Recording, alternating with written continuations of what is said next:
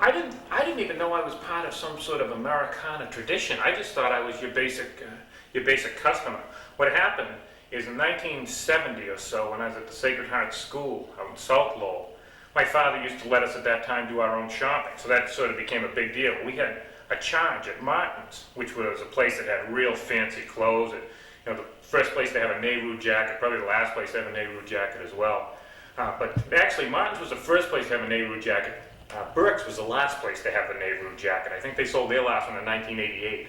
But anyway, we had a charger, so we could go in and buy all sorts of great duds and just sign them, and that was it. Well, pretty soon, naturally, my brother and I abused that privilege. So my father started saying, oh no, you're going to pay cash for your clothes. So he'd give us whatever it was, $100 at the time for our school clothes, to buy 3 pair of pants, 2 suit coats, ties, and all this stuff, and send us to Martin's, knowing that the price was pretty high.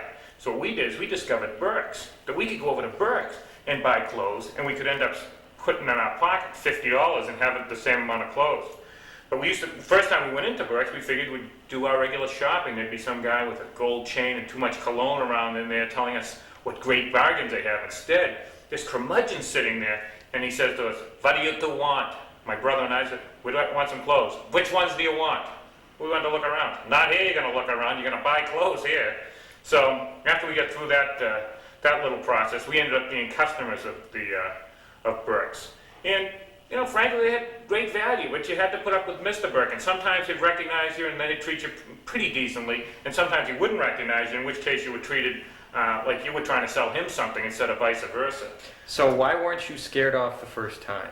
Well, because we knew we were going to get the $50 in our pocket. I mean, this gig had been going around the area. Everybody in our generation, part of the independence of the late 60s, early 70s, was the opportunity to buy your own clothes. So that was kind of some breakthrough.